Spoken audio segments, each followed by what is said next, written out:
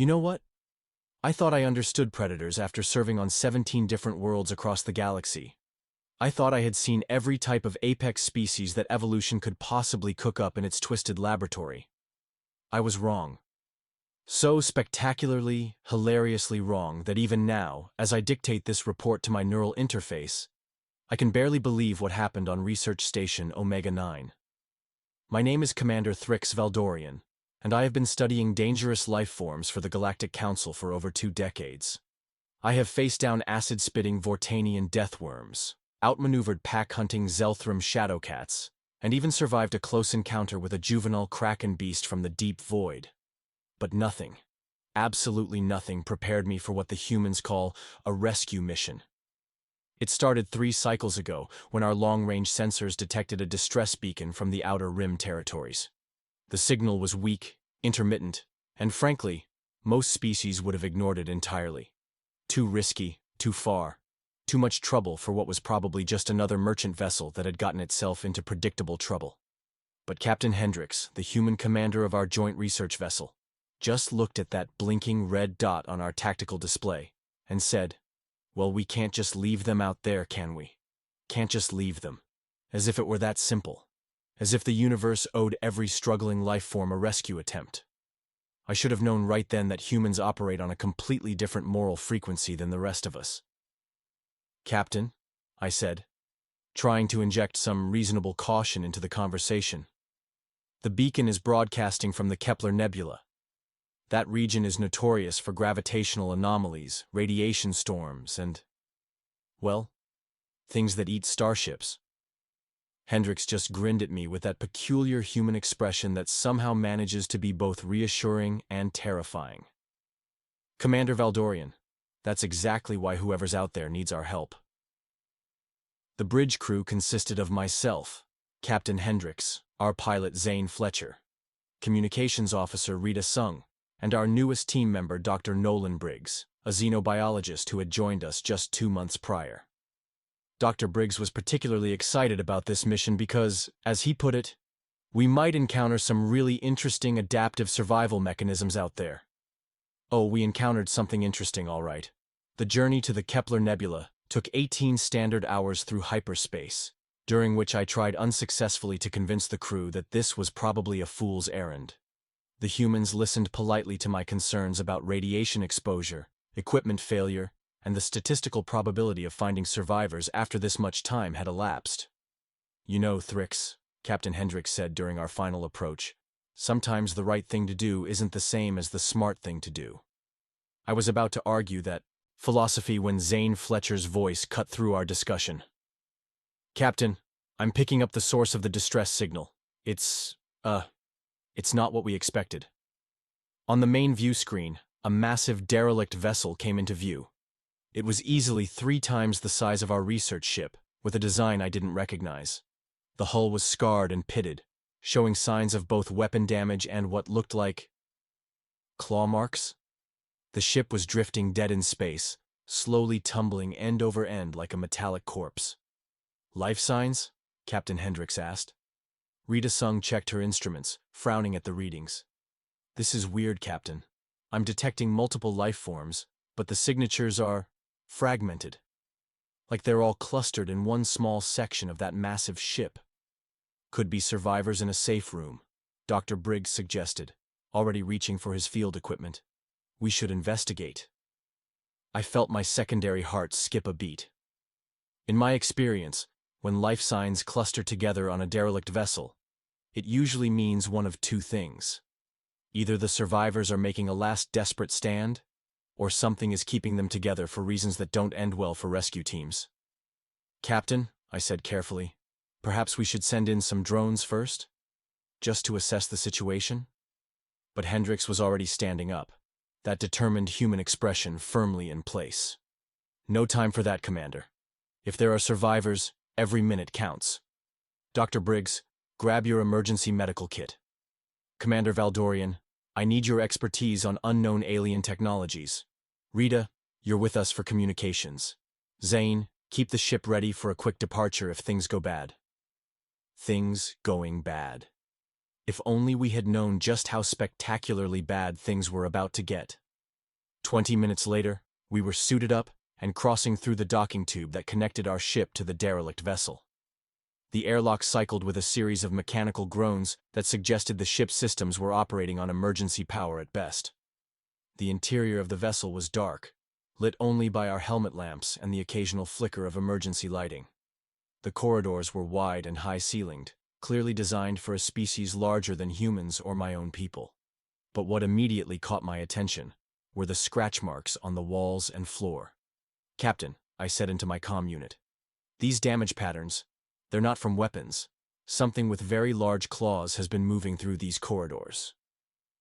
Dr. Briggs was scanning the marks with his tricorder, excitement evident in his voice.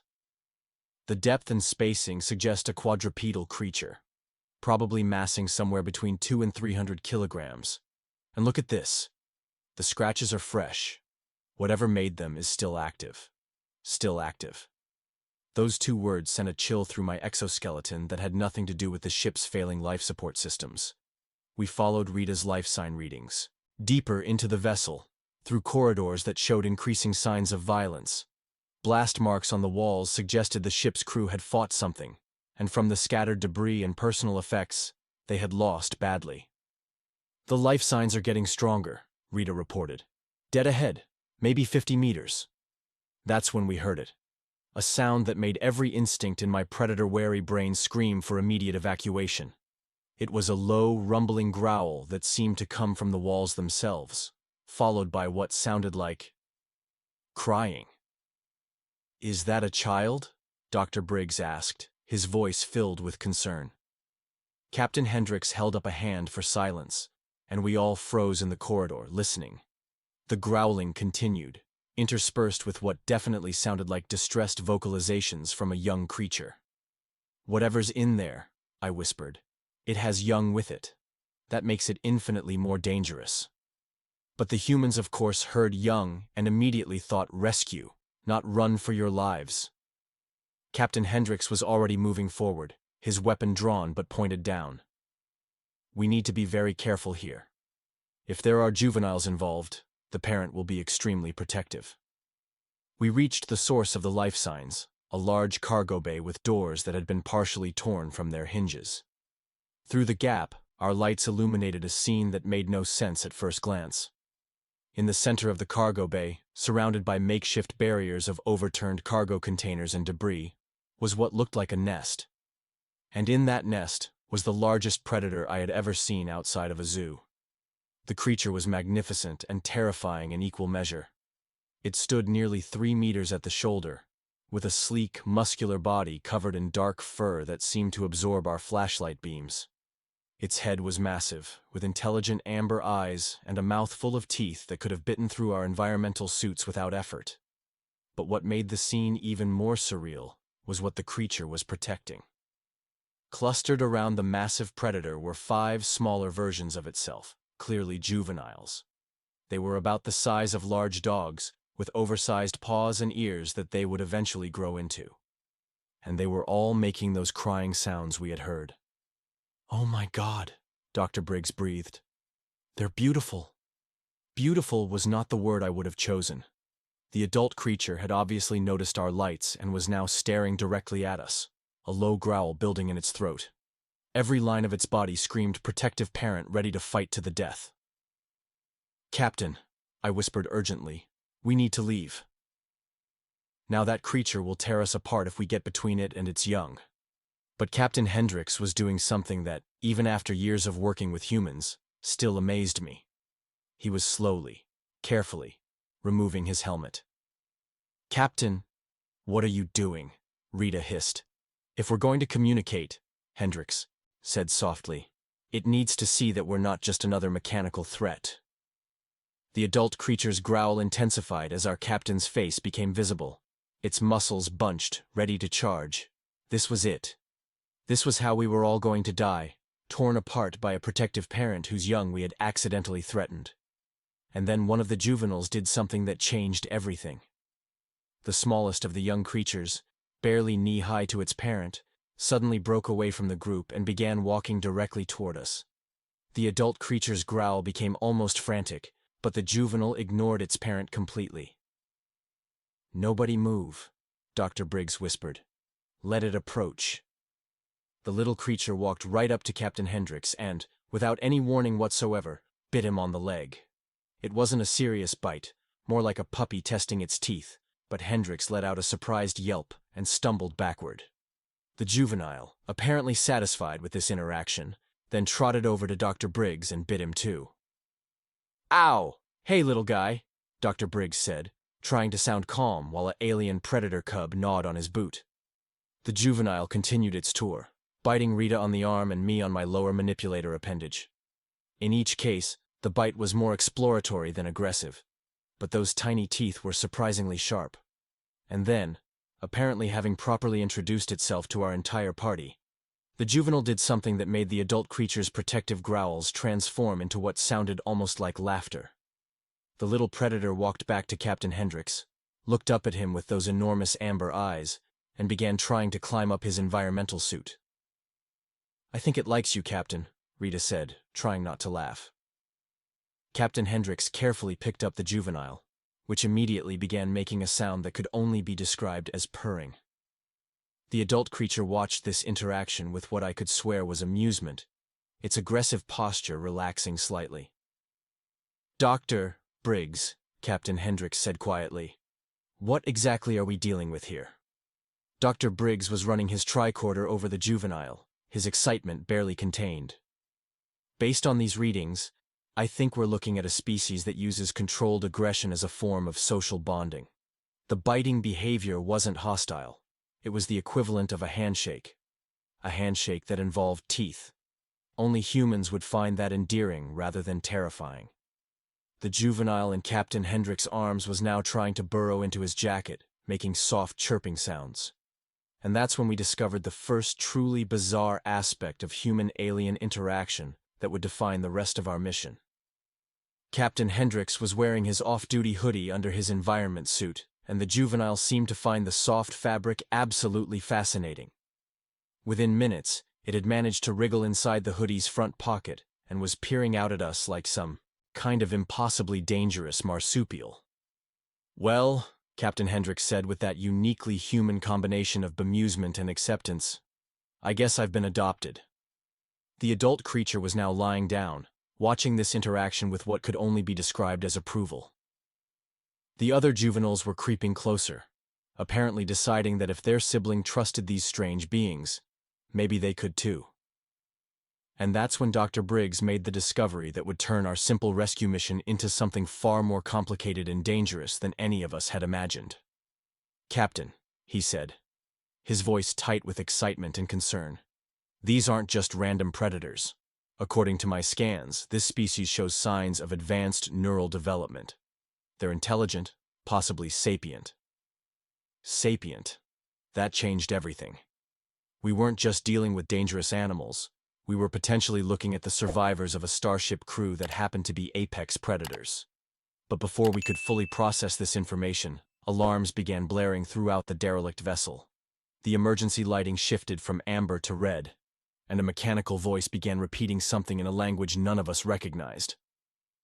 "Rita," Captain Hendricks said urgently, "what's that alarm saying?" Rita was frantically working her translation protocols. "Oh no. Captain, the ship's reactor is failing. We have maybe 20 minutes before this entire vessel becomes a very large explosion.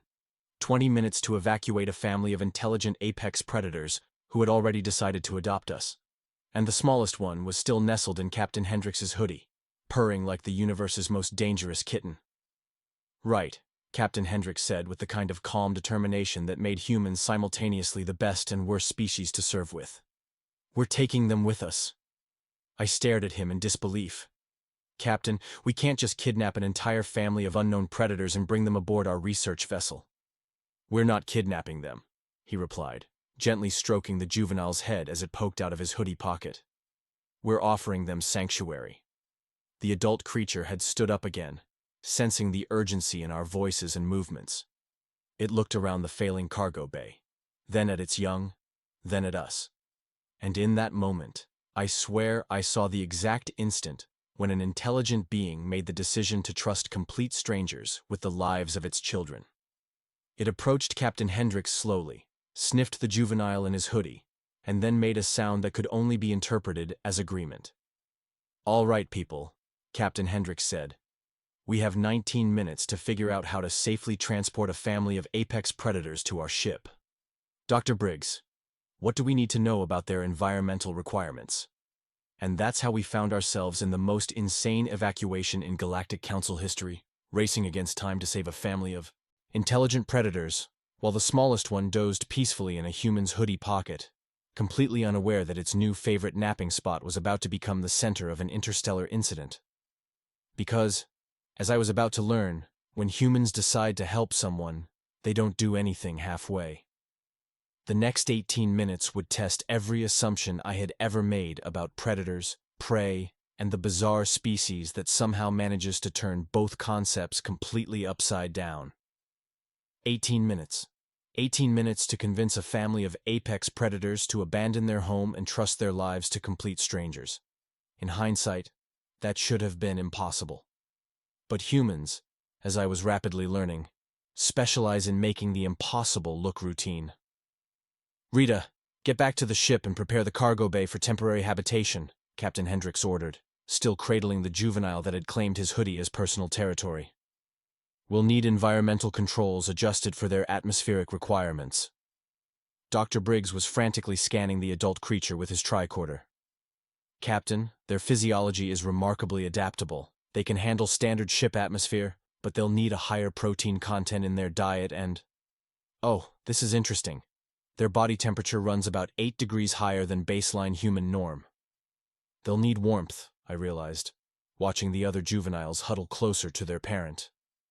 "And probably soft surfaces for the young ones." Captain Hendricks looked down at the little predator poking its head out of his hoodie pocket. "Well, this one seems to have figured out the warmth issue." The adult creature was watching our preparations with obvious intelligence, its head tilting slightly as it processed our conversation. It made a series of low vocalizations to its offspring, who immediately began gathering around it in a tight formation. 15 minutes, Rita's voice crackled through our comm units from the ship. "And Captain, I'm detecting more structural failures throughout the derelict. Whatever hit this ship, it did serious damage to the internal support framework." That's when the adult creature did something that made my respect for its intelligence jump exponentially. It walked over to a damaged wall panel and began manipulating the controls with surprising dexterity. A holographic display flickered to life, showing what appeared to be ship schematics. "It's trying to show us something," Dr. Briggs said, approaching cautiously.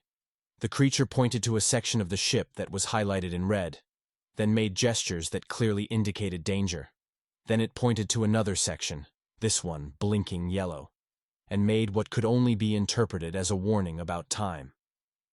"It's telling us about the safest evacuation route," I said, amazed, "and warning us about how much time we have left." Captain Hendricks gently extracted the juvenile from his hoodie pocket, much to its obvious displeasure, and approached the adult creature.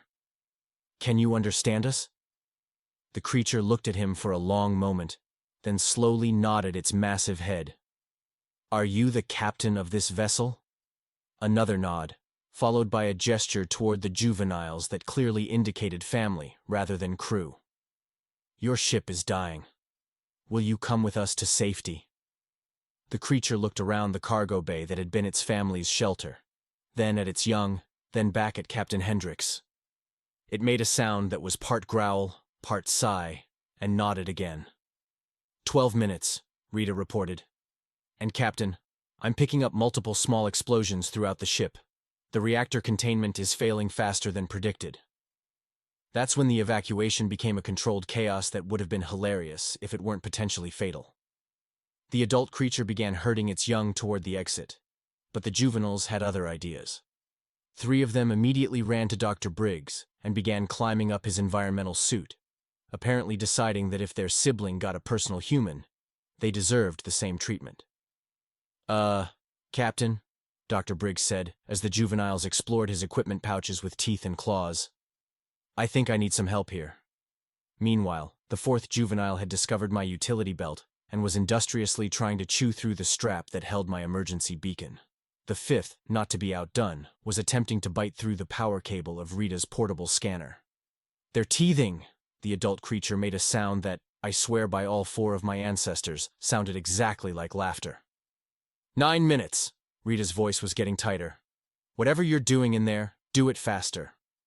Captain Hendricks looked around at his team, each of whom was now being thoroughly investigated by juvenile apex predators, and made a decision that perfectly encapsulated human problem-solving. "Everyone grab a cub.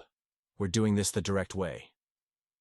The direct way turned out to involve a high-speed evacuation through corridors that were actively falling apart, while carrying alien predator cubs that thought the entire experience was the most entertaining game they'd ever played. My assigned juvenile spent the entire trip trying to bite through my helmet's communication array. Dr. Briggs's trio had discovered his sample containers and were fighting over who got to chew on the most interesting specimens. And Captain Hendrix's original adopter had somehow managed to wriggle back into his hoodie pocket and was purring so loudly that it was interfering with our radio communications. The adult creature loped alongside us with a grace that made our clumsy human-style running look ridiculous, occasionally making gentle correction sounds when one of its offspring got too enthusiastic about demolishing our equipment. 6 minutes, Rita announced as we reached the docking tube. "And the reactor is showing cascade failure patterns. When this thing goes, it's going to take out everything within a 2-kilometer radius." Getting the adult creature through the docking tube required some creative engineering. The passage had been designed for human-sized beings, not 3-meter-tall apex predators. But the creature solved the problem by essentially folding itself in half and crawling through with a flexibility that defied everything I knew about large predator anatomy. 4 minutes, Rita called, as we finally got everyone aboard our ship. "Zane, get us out of here now." The engines spun up immediately, and I felt the familiar sensation of rapid acceleration as we pulled away from the dying vessel. Through the viewport, I could see the derelict ship growing smaller in the distance, its hull beginning to glow as internal explosions spread throughout its structure. 2 minutes to minimum safe distance, Zane announced from the bridge. That's when we discovered the first major challenge of hosting a family of intelligent apex predators on a research vessel designed for much smaller, much less carnivorous passengers. The juveniles, apparently deciding that the excitement was over, began exploring their new environment with the kind of thorough investigation that only curious young predators can provide. Within 60 seconds, they had discovered the food replicator, the emergency supply lockers, and Rita's personal collection of botanical specimens from our previous missions. "No, no, no!" Rita shouted as one of the cubs began systematically shredding her prize Altarian orchid. "That took me 3 months to cultivate." Dr. Briggs was trying to prevent another juvenile from disassembling his laboratory equipment while simultaneously scanning the adult creature, who was watching the chaos with what I was beginning to recognize as parental amusement. And Captain Hendricks was standing in the middle of the cargo bay, his hoodie-wearing adopted cub still purring in his pocket, with an expression that suggested he was reconsidering some recent life choices. 1 minute to safe distance, Zane reported. The adult creature suddenly became very still, its head turning toward the viewport where its former home was visible in the distance. It made a soft, mournful sound that needed no translation. Captain Hendricks approached carefully and placed a gentle hand on the creature's shoulder. "I'm sorry about your ship." The creature looked down at him, then at the juvenile poking its head out of his hoodie, and made a sound that somehow conveyed both grief and gratitude. 30 seconds, Zane called. The derelict vessel was glowing like a small star now, internal fires consuming what remained of its structure. Whatever had attacked it had done thorough work, ensuring that nothing would survive. 10 seconds, 5, 4, 3, 2, 1. The explosion was magnificent and terrible, a brief nova that lit up the entire nebula before fading into scattered debris. In the space of heartbeats, an entire ship and all its history had been reduced to cosmic dust. The adult creature watched until the last glow faded, then turned away from the viewport with what I could only interpret as finality. It was looking forward now, not back. "Well," Captain Hendricks said after a moment of respectful silence, "I guess we need to figure out what comes next." What came next, as it turned out, was a series of discoveries that would revolutionize our understanding of intelligence, adaptation, and the incredible variety of ways that life finds to survive in an hostile universe. Over the following days, as we traveled toward the nearest Galactic Council station, we learned that our passengers were refugees from a species called the Kethans. Their home world had been destroyed by the same hostile force that had attacked their evacuation ship, and they were among the last survivors of their kind. The adult, whose name was something that translated roughly to "storm who protects the young," had been a ship's engineer, not a military commander. The juveniles were not all his biological offspring, but a mixed group of survivors he had gathered from the wreckage of their civilization, and the little one who had claimed Captain Hendricks' Hoodie as personal territory. Its name meant "curious about everything," which turned out to be the most accurate description possible. Dr. Briggs spent hours studying their social structures, their technology, and their remarkable ability to adapt to new situations. The Kethans, he discovered, were natural engineers and problem solvers, with an instinctive understanding of mechanical systems that rivaled the most advanced artificial intelligences. But what impressed me most was watching the humans interact with them. There was no fear, no attempt to establish dominance or hierarchy. Captain Hendricks treated Storm Who Protects the Young as an equal, consulting with him on ship operations and including him in decision-making processes. Rita discovered that the juveniles were incredibly quick learners, picking up basic ship operations within days of their arrival. They were also natural comedians, apparently finding human behavior endlessly entertaining and developing a repertoire of harmless pranks that kept the entire crew laughing. And curious about everything never did give up its claim on Captain Hendricks' Hoodie. The captain eventually gave up trying to reclaim it and simply accepted that he now had a permanent pocket companion who purred during staff meetings and had strong opinions about the ship's meal selection. When we finally reached Council Station Gamma 7, we faced the bureaucratic nightmare of explaining how a routine rescue mission had resulted in the first contact with a previously unknown sapient species. The council representatives were not amused by our unofficial adoption of 5 juvenile apex predators, regardless of how intelligent and friendly they turned out to be. But Captain Hendricks handled the situation with typical human diplomacy, which is to say he completely ignored the bureaucratic objections and focused on results. "They're refugees," he told the council administrators. "They're intelligent, they're peaceful, and they have nowhere else to go. We're offering them sanctuary." The council eventually agreed to grant the Kethans provisional citizenship status, with our research team serving as official cultural liaisons. It was an unprecedented arrangement, but then again, humans specialize in creating precedents. 6 months later, Storm Who Protects the Young has become our ship's chief engineering consultant, solving problems that had stumped our technical staff for years. The juveniles have integrated into ship operations as unofficial mascots and increasingly valuable crew members, and curious about everything still sleeps in Captain Hendricks' hoodie pocket, though it has grown enough that it now requires a specially modified pocket that can accommodate a rapidly growing apex predator who refuses to give up its favorite napping spot. But perhaps the most remarkable development came 3 months after our initial encounter, when we received an encrypted transmission on a frequency that Storm Who Protects the Young recognized immediately. His entire body went rigid as he listened to the message, translated through our universal communicator with painful clarity. Survivors. Other evacuation ships. Coordinates. Sanctuary world. Alive. More Kethans had survived the destruction of their homeworld. Scattered across the galaxy in small groups, hiding from the same hostile forces that had decimated their civilization, waiting for some sign that they weren't alone. Captain Hendricks didn't hesitate for even a moment. "Plot a course for those coordinates, Zane. Looks like we're going on another rescue mission." I should have protested.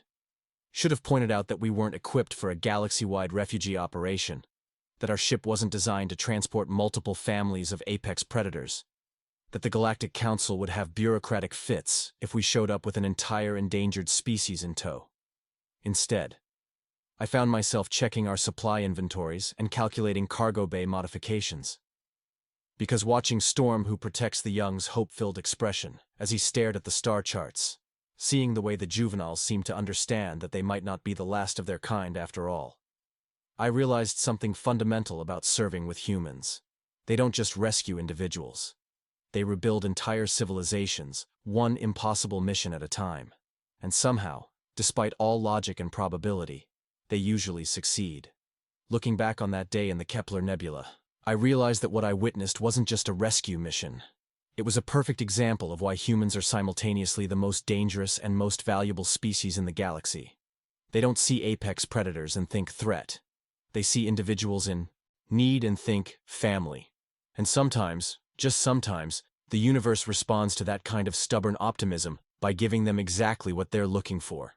Even if it comes with very sharp teeth and an inexplicable fondness for hooded sweatshirts. The Galactic Council's official report on the Kalithan Integration Protocol runs to over 3,000 pages of bureaucratic documentation, legal precedents, and xenobiological analysis. What it fails to capture is the sound of laughter echoing through our ship's corridors as Curious About Everything teaches the newest batch of rescued juveniles how to operate the cargo bay doors. Yes, newest batch. Because humans, as I've learned, are constitutionally incapable of stopping at just one rescue mission. Our ship now houses 47 Kelthans, representing 12 different family groups recovered from across 3 star systems. Storm, who protects the young, has been promoted to Chief Engineering Officer, a position he holds with dignity, despite the fact that he still occasionally uses Captain Hendrix's desk as a scratching post. The juveniles have grown, but they haven't lost their fondness for human clothing. Our quartermaster has reported a 400% increase in hoodie requisitions, and Rita's botanical laboratory has been relocated twice to accommodate what she calls constructive curiosity about plant matter. And Captain Hendrix? He's standing on the bridge right now, reading reports of another distress signal from the outer rim, with Curious About Everything, now the size of a small starship, still somehow managing to curl up in what remains of that original hoodie pocket. Some things apparently never change. Thank the ancestors for that.